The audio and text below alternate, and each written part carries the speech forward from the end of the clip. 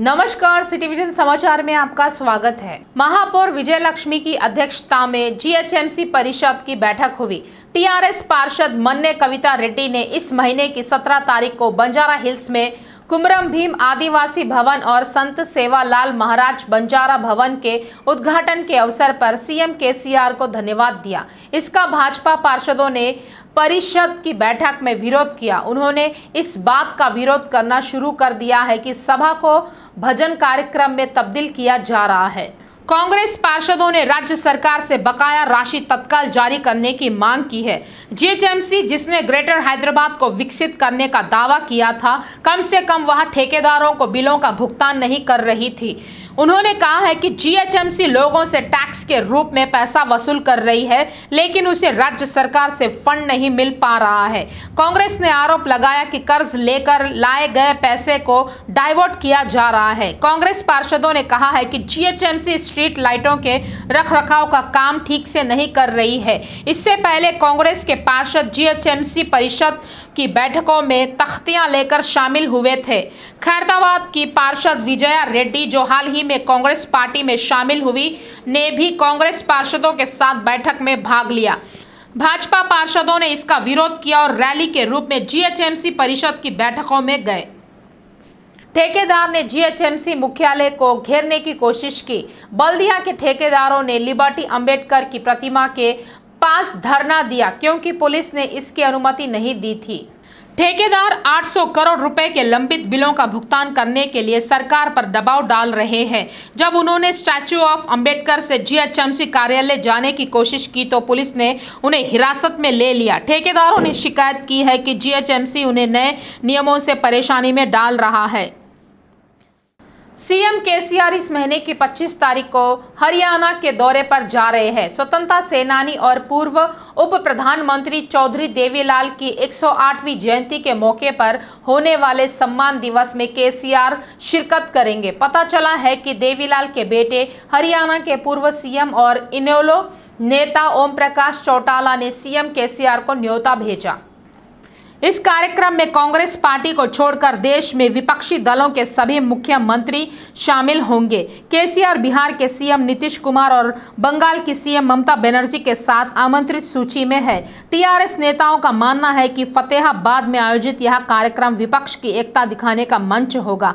खबर है कि राष्ट्रीय पार्टी की स्थापना की तैयारी कर रहे केसीआर राष्ट्रीय स्तर पर कांग्रेस और बीजेपी के अलावा अन्य पार्टियों से अच्छे संबंध बनाए रखने की योजना बना रहे हैं। इस पृष्ठभूमि में उन्होंने हरियाणा में देवीलाल जयंती समारोह में भाग लेने का फैसला किया। मंत्री एर्राबल्ली दयाकर राव ने कहा है कि सीएम केसीआर सभी के रिश्तेदार हैं, निम्न वर्ग की मदद कर रहे हैं। उन्होंने कहा है कि वह जाति, धर्म, वर्ग, लोगों और क्षेत्रों के बावजूद सभी के लिए काम कर रहे हैं। सीएम के कहे अनुसार आदिवासियों और आदिवासी बंधु योजना के लिए 10% आरक्षण जल्द ही लागू किया जाएगा। आदिवासी नेताओं, जनप्रतिनिधियों, सांसदों, जेपीटीसीएस, ग्राम पंचायतों के पार्टी प्रमुखों के मुख्यमंत्री केसीआर द्वारा आदिवासियों के लिए 10% आरक्षण और आदिवासी बंधु की घोषणा के लिए मंत्री एर्राबल्ली का आभार व्यक्त करने के लिए पालकुर्ती निर्वाचन क्षेत्र से हैदराबाद आए। प्रजा संग्राम यात्रा के तहत विभिन्न समुदायों के नेता भाजपा प्रदेश अध्यक्ष बंडी संजय से मुलाकात कर रहे हैं। मौलाली में पद यात्रा पर निकले संजय के साथ गंगापुत्रों ने आज अपनी समस्याओं को लेकर एक ज्ञापन सौंपा। बंडी संजय ने आरोप लगाया है कि केसीआर सरकार ने जाति के लोगों को कमजोर किया है। उन्होंने कहा है कि केसीआर सरकार गंगापुत्रों को सरकारी लाभ से वंचित करने के उद्देश्य से जेओ नंबर 6 जारी किया। मछली पकड़ने का पेशा गंगापुत्रों का अधिकार होना चाहिए। बाद में बंडी संजय ने गंगापुत्रों की समस्याओं के समाधान के लिए केसीआर सरकार पर दबाव बनाने का वादा किया। उन्होंने कहा है कि भाजपा को सभी जातियों और समुदायों के योग्य लोगों को न्याय मिलना चाहिए। उप्पल निर्वाचन क्षेत्र के चिल्का नगर संभाग में बदकुम्मा साड़ियों का वितरण शुरू हो गया है। इस कार्यक्रम में पार्षद बन्नाला गीता, प्रवीण मुदिराज, उपायुक्त अरुणा कुमारी, परियोजना अधिकारी उप्पल सर्कल रमा देवी, टीआरएस मंडल के अध्यक्ष बन्नाला प्रवीण और अन्य ने भाग लिया। पार्षद बन्नाला गीता प्रवीण ने बताया कि कलेक्टर के आदेश अनुसार साड़ी वितरण कार्यक्रम शुरू किया गया है। उन्होंने कहा है कि सरकार हर साल बतकुमा त्योहार को खुशी से मनाने के लिए तेलंगाना की महिलाओं के लिए बतकुमा साड़ियों का वितरण करेगी। उन्होंने कहा है कि जाति और धर्म की परवाह किए बिना हर त्योहार पर उपहार दिए जाएंगे। उप्पल उपायुक्त अरुणा कुमारी ने कहा है कि 18 वर्ष की आयु पूरी करने वाली प्रत्येक महिला को बतकुमा साड़ी वितरित की जाएगी। उप्पल सर्किलों में हर साल करीब 50,000 साड़ियां बांटी जाती है। परियोजना अधिकारी उप्पल अंचल रमा देवी ने बताया कि 18 वर्ष से अधिक उम्र की महिलाओं को आधार कार्ड या किसी अन्य पहचान पत्र के साथ वितरण केंद्र में आने पर साड़ी दी जाएगी। उन्होंने सभी से इस अवसर का लाभ उठाने का आग्रह किया। प्रजा शांति पार्टी के अध्यक्ष के पॉल ने मुनुगौड़ विधानसभा क्षेत्र के युवाओं को बंजारा ऑफर देने का ऐलान किया है। अपने 59वें जन्मदिन के अवसर पर उन्होंने घोषणा की है कि निर्वाचन क्षेत्र के 59 बेरोजगार लोगों को लॉटरी द्वारा चुना जाएगा और उन्हें मुफ्त पासपोर्ट और अमेरिकी वीजा दिया जाएगा। पॉल ने कहा है कि सीएम केसीआर और प्रधानमंत्री मोदी ने युवाओं के साथ धोखा किया है। वे खुद बेरोजगार की मुश्किलें जानते हैं। इससे पहले उन्होंने युवाओं से अपने जन्मदिन के उपहार के रूप में दिए गए अवसर का उपयोग करने के लिए कहा। दिल्ली शराब घोटाला अब तूल पकड़ने लगा है। ईडी ने सोमवार को श्रीनिवास राव के 7 घंटे तक पूछताछ की और कई अहम तथ्य सामने आए।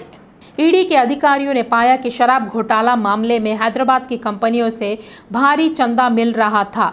इस मामले में श्रीनिवास राव का नाम सामने आया था।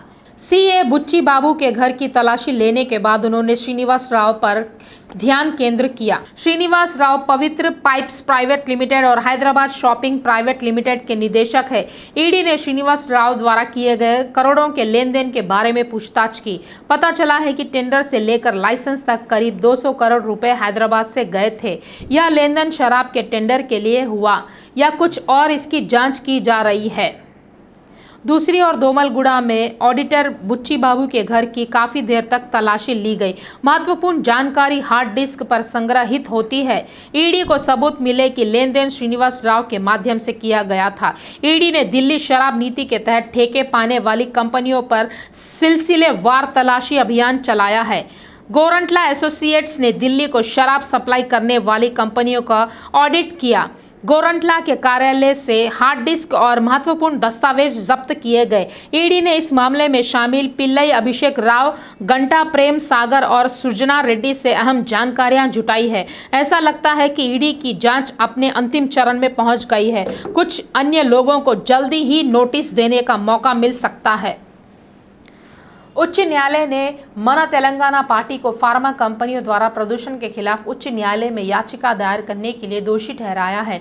इसने यह कहते हुए 20,000 रुपये का जुर्माना लगाया कि याचिका दुर्भावनापूर्ण इरादे से दायर की गई थी। राशि का भुगतान राज्य विधिक सेवा प्राधिकरण को करने का आदेश दिया गया है।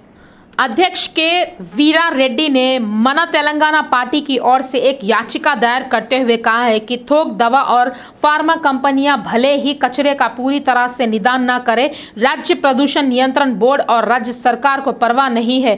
मुख्य न्यायाधीश न्यायमूर्ति उज्ज्वला भुइया और न्यायमूर्ति सीवी भास्कर रेड्डी की पीठ ने जांच शुरू की। याचिकाकर्ता ने पीसीबी की ओर से वकील को सलाह देते हुए प्रदूषण नियंत्रण बोर्ड के अपील बोर्ड में 19 अपीलें दाखिल की है। बोर्ड ने याचिकाकर्ता के खिलाफ जांच बंद कर दी क्योंकि वे उसकी सुनवाई में शामिल नहीं हुए। इसके अलावा उन्होंने अधिकारियों को कोई याचिका दिए बिना सीधे उच्च न्यायालय का दरवाजा खटखटाया। पीठ ने दलीलें सुनने के बाद याचिकाओं पर कार्रवाई नहीं करने और अदालत को बताए बिना मामले के निपटान के लिए अपीली बोर्ड को दोषी ठहराया। टिप्पणी की कि यह एक पैसा संग्रह याचिका की तरह था। दुर्भावना से दायर याचिकाओं की अनुमति नहीं दी जाएगी। 20,000 रुपये जुर्माना लगाते हुए याचिका खारिज कर दी गई। ग्रेटर में डेंगू के मामले बढ़ रहे हैं। अत्तापुर में डेंगू से 5 साल के बच्चे की मौत हो गई। वहीं दूसरी ओर जब डेंगू बढ़ रहा है तो बीमारी के निदान में हो रही देरी चिंता का कारण बन रही है। रिपोर्ट आने में कई दिनों तक लग रहे हैं। राजेंद्र नगर क्षेत्र के अत्तापुर संभाग के 5 वर्षीय बच्चे की डेंगू के इलाज के दौरान मौत हो गई। 10 दिन पहले एक स्थानीय निजी स्कूल के नर्सरी स्कूल में पढ़ रहे लड़के को बुखार आया और उसके माता पिता उसे पास के अस्पताल ले गए। जांच के बाद पुष्टि की गई कि बालक डेंगू से पीड़ित है। रविवार रात उपचार के दौरान बालक की मौत हो गई। इस साल अब तक 2000 से ज्यादा डेंगू के मामले सामने आ चुके हैं। गांधी अस्पताल में चिल्ड्रन वार्ड में भीड़ है। फिलहाल 54 लोगों का इलाज चल रहा है, जबकि 10 सैंपल लैब में भेजे गए हैं। कुछ निजी लैब में मेडिकल रिपोर्ट आने में 2-3 दिन लग जाते हैं। इस बीच कुछ प्लेट्स गिर गए हैं और उन्हें अस्पतालों में भर्ती कराया जा रहा है। पीड़ितों की संख्या कम प्रतीत होती है क्योंकि पुष्टि का वितरण सरकारी वेबसाइट पर दर्ज नहीं है। तेलंगाना ग्रामीण क्षेत्र के छात्रों ने इंस्पायर प्रदर्शनी में अच्छा प्रदर्शन किया। इस माह की 14 से 16 तारीख तक आयोजित इंस्पायर राष्ट्रीय प्रदर्शनी में प्रदेश के 36 विद्यार्थियों ने भाग लिया। सभी राज्यों के प्रदर्शनों में कुल 60 सर्वश्रेष्ठ परियोजनाओं का चयन किया और उन्हें पुरस्कृत किया गया। इन 60 परियोजनाओं में से 8 तेलंगाना से संबंधित है। केंद्रीय प्रौद्योगिकी मंत्री जितेंद्र सिंह ने संबंधित छात्रों को पुरस्कार प्रदान किया। इन 8 परियोजनाओं को मार्च 2023 में राष्ट्रपति भवन दिल्ली में आयोजित होने वाले नवोन्मेष और उद्यमिता महोत्सव में प्रदर्शित किया जाएगा। सरकारी सस्ते गल्ले की दुकानों के माध्यम से इस माह की 22 तारीख तक राशन वितरण जारी रहेगा। मासिक कोटे की समय सीमा बढ़ा दी गई है क्योंकि तकनीकी समस्याओं और विभिन्न छुट्टियों के कारण राशन का वितरण धीरे धीरे चल रहा है। कंसाइनमेंट ड्रा की सुविधा हर महीने की 15 तारीख तक ही मिलती है। चूंकि खेप का ड्रा समय सीमा के भीतर 50% से अधिक नहीं है, इसलिए समय सीमा बढ़ाई जा रही है। इसके अलावा सर्वर डाउन की समस्याओं से ई पास क्रैश हो रहा है। 4G तकनीकी से राशन की दुकानों का डिजिटलीकरण नहीं हो पाया है। हाल ही में ई पास और तोल मशीनों को ब्लूटूथ से जोड़ा गया है, जो एक समस्या बन गई है। 20 लाख से अधिक परिवारों के पास खाद्य सुरक्षा कार्ड है। इनमें से 16 लाख परिवार शहर के हैं और अन्य 4 लाख परिवार सीमावर्ती जिले से पलायन कर गए हैं। इससे अस्थायी रूप से यहाँ रह रहे गैर स्थानीय लोग भी यह सामान खरीद रहे हैं। बल्दिया के मुख्य आय का स्रोत संपत्ति कर है। जीएचएमसी जिले घर के निर्माण के बाद संपत्ति कर वसूलने का अधिकार है ने पिछले 6 महीनों से ऐसा नहीं किया है। इसके अलावा बल्दिया को 6 महीनों से लगभग 20 करोड़ का नुकसान हुआ क्योंकि नागरिकों ने संपत्ति कर के वास्तविक मूल्य को कम करने के लिए दलालों का सहारा लिया। जीएचएमसी आयुक्त ने फैसला किया है कि इस साल मार्च में धरनी के माध्यम से कर अग्रिम किया जाएगा। इसके साथ ही कुछ बिल संग्राहकों और कर निरीक्षकों को कर कम करने का दावा करने वाले गरीबों से धन इकट्ठा करते हैं को आयुक्त के निर्णय से अवरुद्ध कर दिया गया है। लेकिन धरनी प्रणाली लागू होने के बाद नागरिक सीधे इस प्रणाली का उपयोग करने से सक्षम नहीं है क्योंकि आवेदन प्रक्रिया जटिल है। लोगों का कहना है कि इससे संपत्ति कर का भुगतान नहीं हो रहा है। तेलंगाना प्रवेश और शुल्क नियामक समिति ने इंजीनियरिंग फीस को अंतिम रूप देने की कवायद फिर से शुरू कर दी है। उसी के तहत सोमवार को 16 कॉलेजों के मालिकों को बुलाकर अलग से चर्चा की गई। आज 26 अन्य कॉलेजों के साथ भी बैठक हुई। वहीं दूसरी ओर फीस वृद्धि निश्चित नजर आ रही है।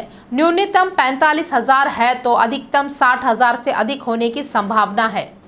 TAFRC द्वारा लगभग 50 कॉलेजों के साथ फीस वृद्धि पर चर्चा करने और फिर फीस को अंतिम रूप देने पर अंतिम निर्णय लेने की संभावना है। पूर्व में इन कॉलेजों से चर्चा के बावजूद ऑडिट रिपोर्ट में गलतियां होने की मंशा से एक बार फिर ये बैठकें हो रही है। TAFRC को इस सप्ताह बैठकें पूरी करने और सरकार को अंतिम रिपोर्ट देने की उम्मीद है। अधिकारी इस महीने के अंत तक इंजीनियरिंग फीस को अंतिम रूप देने के लिए कदम उठा रहे हैं। दूसरी ओर लगभग 19 कॉलेजों ने फीस वृद्धि के लिए उच्च न्यायालय का दरवाजा खटखटाया।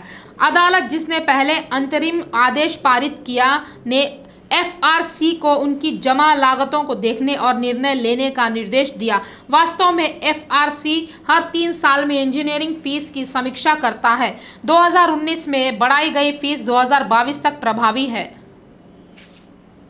TS रेडको ग्रेटर हैदराबाद में इलेक्ट्रॉनिक वाहनों के बढ़ते उपयोग पर केंद्रित है।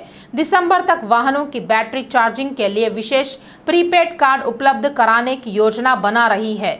अधिकारियों ने बताया कि दिसंबर तक पूरे हैदराबाद में 60 चार्जिंग पॉइंट लगाने की तैयारी की जा रही है। पहला दुर्गम तालाब मलकारम तालाब, Gachibowli stadium, Nagole RDF track, TCS IIID के सामने, Raniganj bus stop parking, Secunderabad पुराना पासपोर्ट कार्यालय, Secunderabad Kamat hotel, mother Teresa की मूर्ति के सामने, बेगमपेट, पैंटलून रेलवे स्टेशन के पास, अंबरपेट, पुलिस लाइंस, होटल ताज बंजारा एंट्री पॉइंट, हयात नगर मंडल कार्यालय, गैर सरकारी संगठन कॉलोनी, सेवा केंद्र, सरूनगर स्टेडियम, शेरलिंगमपल्ली अंचल कार्यालय, ORRR Kokapeta, Nanak Ramguda, necklace road, NTR मार्ग के पास स्थापित करने की योजना है। प्रत्येक केंद्र की चार्जिंग क्षमता 60 किलोवाट है। 100 रुपये से किसी भी राशि का रिचार्ज किया जा सकता है। बताया गया है कि यूनिट चार्ज 18 रुपये तक हो सकता है। रिजर्व बैंक के नियमों के कथित उल्लंघन और जमा वसूली के मामले में सुप्रीम कोर्ट ने शहर के एक नामी फाइनेंसर और संस्था के प्रमुख को नोटिस जारी किया। बेंच ने 4 हफ्ते में जवाब देने का निर्देश दिया। AP सरकार की ओर से पेश वरिष्ठ अधिवक्ता विकास सिन्हा के तर्क दिया है कि इस बात के सबूत है कि जमा राशि नियमों के उल्लंघन तहत एकत्र की गई थी और उच्च न्यायालय को चाहिए कि इस मामले में संलिप्त लोगों के खिलाफ कड़ी कार्रवाई करे। रंगारेड्डी जिले के अब्दुल्लापुर मेट मंडल के कोडेड़ा गांव के एक स्कूल में हुई चोरी की घटना में चोर 7 CC कैमरे चुरा लिए। बदमाशों ने दानदाताओं के सहयोग से ZPHS स्कूल में लगे 7 CC कैमरे चुराकर फरार हो गए। यह घटना रविवार को हुई। स्कूल की छुट्टी होने के कारण चोरी की वारदात को अंजाम दिया गया। घटना की शिकायत प्रधान अध्यापक ने पुलिस से की। शहर में एक बार फिर बड़े पैमाने पर गांजा बरामद किया गया। बोडोपल मारुति नगर में SWOT पुलिस ने यह गांजा जब्त किया। पुलिस ने पाया कि गांजा विशाखापट्टनम से लाया गया था और स्थानीय रूप से बेच रहा था। SWOT पुलिस ने गुप्त सूचना पर एक गांजा विक्रेता को दबोचा। करीब 5 किलो गांजा जब्त किया गया। ये थे अब तक के ताजा समाचार। आगे के ताजा समाचारों के लिए देखते रहिए सिटी विजन लाइव।